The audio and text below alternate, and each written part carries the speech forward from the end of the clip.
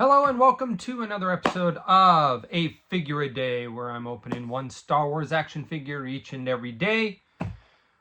My name is Jake Stevens. I don't know if I've even ever introduced myself. What is this, episode 30? And I haven't once said, hi, my name's Jake. Well, there it is. Today we are looking at a figure that arrived just this past week. It is Star Wars, from Star Wars Obi-Wan Kenobi series, and it is called... Wait, wasn't it just called Kenobi? Or was it called Obi-Wan Kenobi? Wow, that hurts my brain right now. For some reason in my mind, I thought it was just Kenobi. This is Obi-Wan Kenobi Jedi Legend. Now, this figure debuts at the, occurs at the end of the series, the very final episode. And what's really cool about it is the show designers actually based this outfit off of a sideshow, a famous sideshow sculpture that came out years ago. It's called the Obi-Wan Mythos sculpture that had essentially this outfit and then a cool backpack that looks like, you know, he'd picked up all sorts of things such as a gaffy stick and sniper rifles and all sorts of stuff around Tatooine. And it came with interchangeable heads. It came with a young Alec Guinness and an older Ewan McGregor head. So really cool statue. I always wanted it, but it was out of my price range of what I like to spend. And so this figure is VC 357.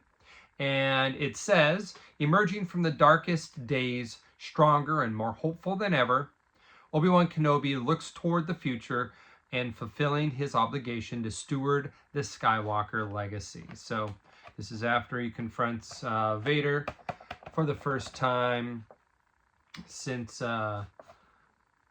Revenge of the Sith. And so he was kind of defeated, and then he got his wind back after that encounter in order to look after Luke. Let's take a look at the figure itself. Now, the picture on the card comes right from the film, which is, or the movie, I should say, which is always nice. And he's got no less, I would say, 4 accessories if we count the robe here. So here he is with his robe. Now this robe here is not designed to be a hood. So this here is sewn down. This part that feels like it would flip over, it's actually sewn back. So it's meant to be like you see for the most part on the card back. He is meant to have it down. Now I know there was some hubbub online about his facial hair, about being maybe not as realistic looking as maybe his hair, and I'll agree with that. You know, people have described it in different ways. I don't think it's horrific, but I don't think that it's as realistic looking as his hair. I don't know. The paint just feels like I painted it. It looks like you know, a custom a little bit. It's really thick as opposed to a more skilled, you know, paint job like the buckle on his belt or something. But that's just my quick thoughts on that. Now, his articulation is that of a vintage collection, modern vintage collection. So he's going to have, you know, wrist, elbows, ankles, rockers, waist. Yep. So all the pieces you would expect.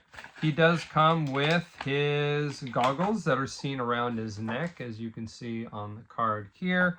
Let's see, can he also wear them? Let's see. Let's try to get them over his. So this plastic is pretty stretchy, so I'm hopeful here that those will go on. And look at that, he is. He could probably fly a pod racer if he needed right now.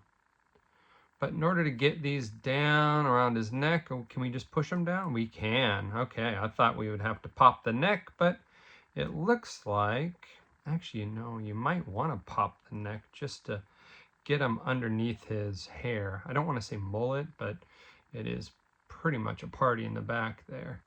So there, just forced him down over the front. And he comes in 2 versions of his lightsaber. He has an ignited version, blue saber, and he has a unignited hilt version Now, what I noticed in the package right away, and you're not going to be able to see this right now, but these are two completely different sculpts. This hilt version is much skinnier and thinner than the one that has the blade attached. So let's take a look at his belt, see if he's got a hole or plug for it. And he does.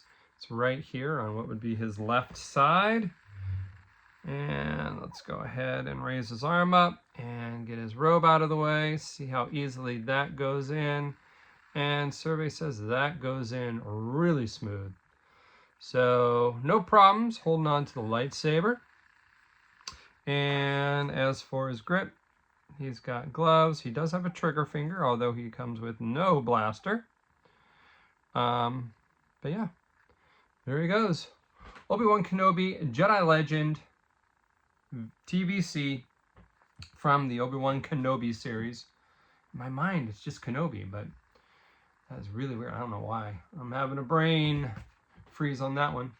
All right, guys, that's today's figure. We'll be back again tomorrow for another one. So until then, may the figures be with you one day at a time.